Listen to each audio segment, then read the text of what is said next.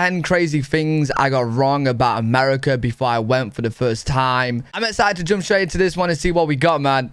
I was going through my list of video ideas for the week and deciding what to do. I came across this one, and apparently I've just been scrolling past it on a weekly basis because it's such an obvious video for me to do on this channel. I can't believe I haven't done it already. Whenever you decide to visit somewhere new as a person, right, you definitely go in with some of your assumptions and things that you've heard about a place, and you could definitely call those prejudices and biases. And when I went to America for the first time, I definitely brought a lot of that with me because, as I've said before, in Ireland we grow up watching people on the TV and film, and a lot of our pop culture comes from America. So oh yeah, 1000%. I feel like when I do go to America, even though I've been watching like a lot of American videos, I'm still going to be surprised and shocked about some of the things I'm going to see. And I'm going to be like, oh, so I wasn't right about that. Especially with my memory. My memory's so bad as well. We think we know about America until we go forget there. everything I Today, learned. I thought it would be fun if we looked at a couple of things that I presumed before I went there that turned out to be wrong. Right. So wrong. This video is going to kind of sum up a lot of things I've said before, but I haven't collectively put them all together in one cohesive list. I hope it's cohesive. As always, this is a list. It's full of generalizations. I'm not specifically talking about you as an individual, Chad. Yeah, me? Chad's now going to be the collective term for all of those commenters. Before we get into the list, be sure to I was talking about you Americans, not me. She ain't talking about me. subscribe. Otherwise, the next time you go to eat your favorite food, you're going to be like, I don't like this anymore. And that's a little hard. And on with the list. Make sure you do that. Her link will be in the description. Coming in at number 10, it was thinking of America as a country when it's kind of more like a continent. Before I went to America, I definitely approached it in the way I would going to France or Italy or Spain for the yeah. Je croyais n'être qu'un uniforme. See, I feel that as well, right? Like, even now after learning, America is pretty much 50 countries in one, right? Different landscapes, different weather, different people. Like you're just different in every single state, right? But like, if I was gonna travel to America, I would still think like it's similar to just traveling to France. But it's not. It's definitely not. I feel like it's one of those things you need to experience for yourself and go into different parts of America.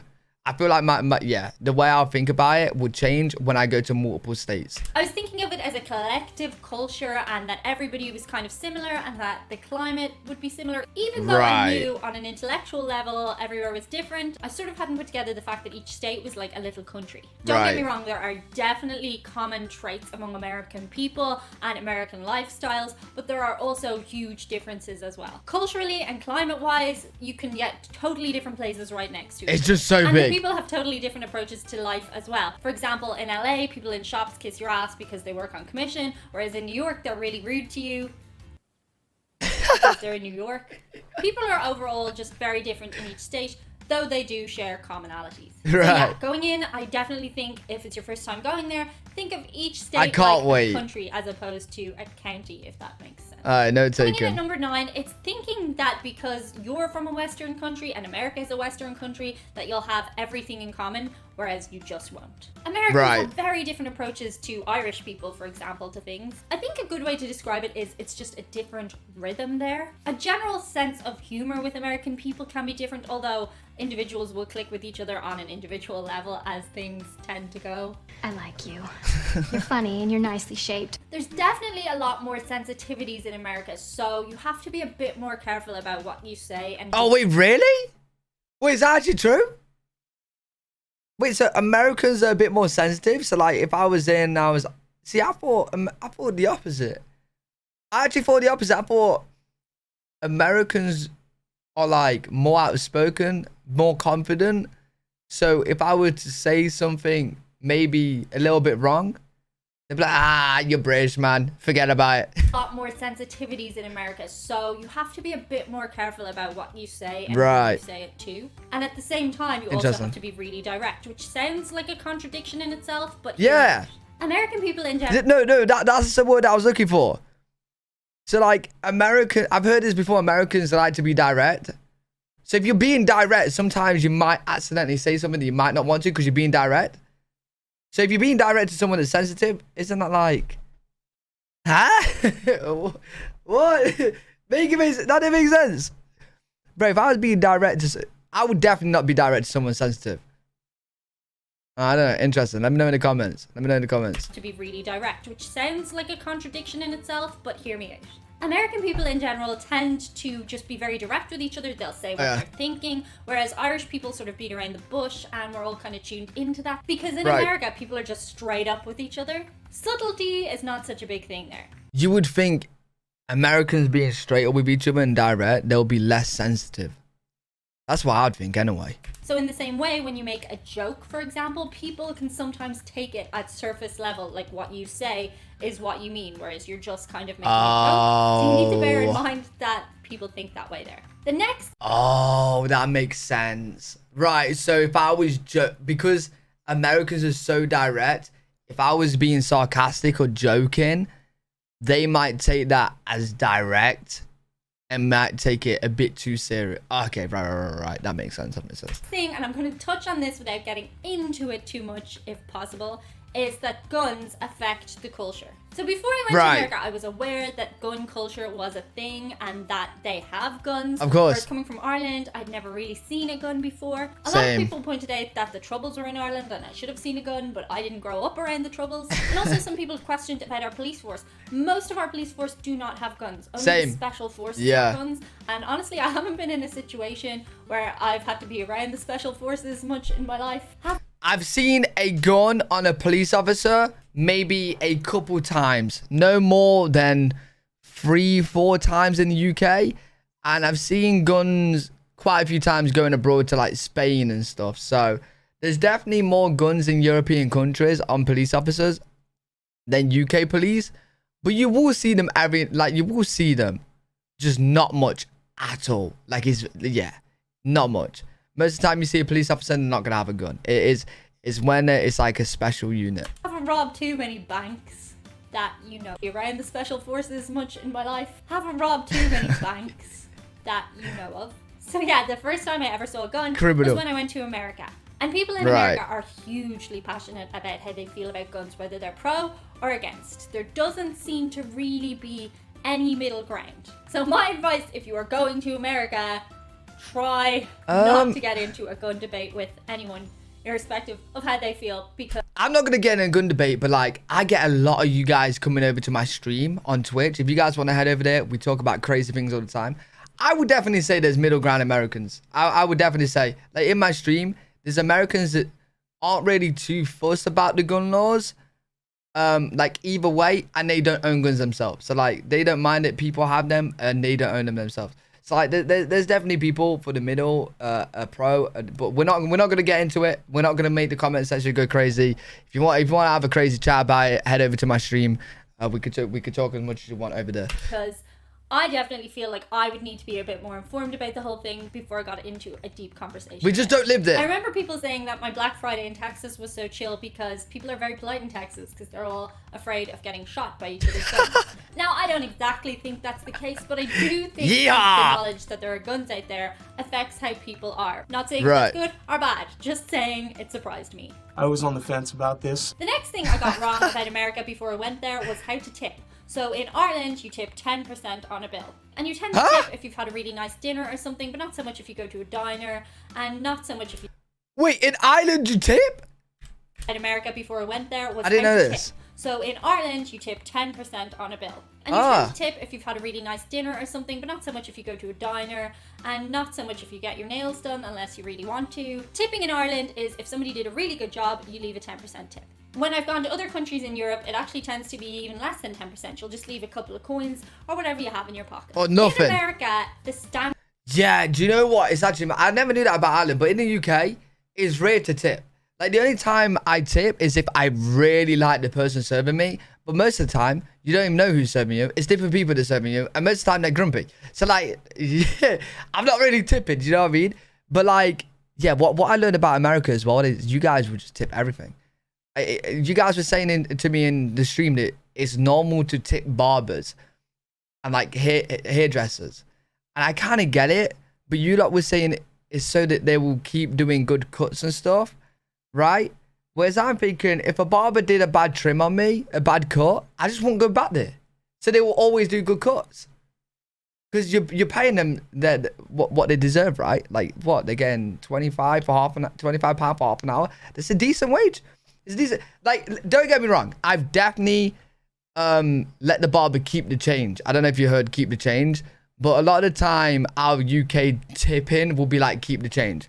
So if I gave if the haircut was like what £26 and I had £30 in notes, I'd give him £30. I'd be like keep the change.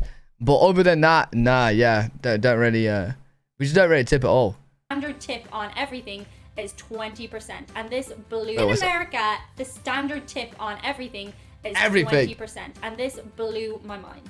I did not realize that you have to tip for everything in America. Wow. And you guys have given me some really good advice on how to tip and stuff like that, which has been much appreciated in my travels. I understand that tipping comes from people's minimum wage not being enough to sustain themselves, and that's why you guys tip. I've definitely gotten more used. Yeah, but I'm sure like barbers, and we're going back to the barber situation. I'm sure in America they're getting like normal wage, not below minimum wage. Do you know what I mean? And they're still getting tipped. Bro, I'm gonna be messed up in America. I'm gonna be tipping everyone. Someone's gonna hold the door open for me. I'm just gonna give them 20% tip. Like, bro, I'm not gonna have any money. Used to it, but it does kind of blow my mind, the whole tipping culture. And when I get back to Ireland, I'm still in this weird tipping mentality, and I find myself tipping everyone. And in Ireland, people are like, "Oh, thanks." Nobody is going to turn down your 20% tip in Ireland, but it is unusual. Oh yeah, no one's turning down. People are nice to you for tips in America. When this dawned upon me, it kind of broke my heart a bit. I'm not gonna lie. I just thought all the waiters and waitresses were really nice. Aww. But they just want my money. The next thing I really No, but the thing is, I would rather people being nice for the money than like in the UK just being grumpy and just having terrible service. I'd rather that. Estimated before I went to America was how extreme things get there. Because there are so many people, you have like some major extremes going on in your country, and it's easy for people to overlook things because there are just so many people. The first time I went to America, I was really surprised by the weight thing. 34% of American adults, 17% of our children are considered obese. I also was kind of blown away by the homeless population. Nearly 700,000 Americans experience homelessness on any given night in the country. Also on extreme. 700,000? Oh, bro, I didn't know it was that much. 700,000? At one time, at one night? Things, people tend to be super extra over there. When I'm in a room full of American people, I definitely sometimes feel like a bit of a wallflower because there's just so many people with such big personalities. Right. I guess the quieter people like me would also feel like they are fading into the background a little. We're just quieter about it.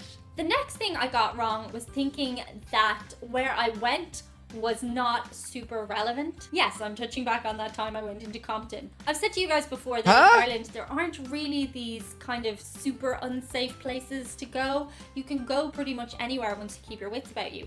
But in America, there are definitely... She went to Compton by accident. Places that people are very surprised that you would go to. When visiting America, you need to drive and you need to plan out where you're going a lot more than I did the first time. Right. You can't just wander around America as I mistakenly thought the first time I went there. Oh, yeah. Nah, yeah, listen. I know enough about America and seen many videos to the point where I'm not just going to be wandering. I'm not even, bro, I've even seen a video on Las Vegas, where Las Vegas is amazing in the main part. Correct me if I'm wrong. Las Vegas is amazing in the main part, but then you go to like, if you go to like the surrounding area a little bit, you could end up in a very, very, very rough area. Very rough. I could be wrong. Pretty sure I've seen it on a video, but yeah, like, yeah, I wouldn't be wandering. Who No way. knew? You shouldn't be here. The next thing I did not realize before I went to America was how much national pride there is. And I actually think this is a really lovely thing. Americans put flags everywhere on everything, and they can quote the Constitution to you. If you paid me $1 million, I could not tell you one thing from the Irish Constitution. When the anthem is played in America, people cry. Do you know what I find funny is so many of you guys come in my stream and you tell me like, oh, do you know the British national anthem? Like, can you sing it? And I try singing it and I get like 4 words in and I don't know the rest. But yeah, you guys just yeah, you're American and proud. In Ireland, people barely know the words to the anthem. Yeah, I mean, we never really tried before. And for the most part, American people are just really proud of their country. But they also have a lot of negative things to say about it. And that is freedom of speech.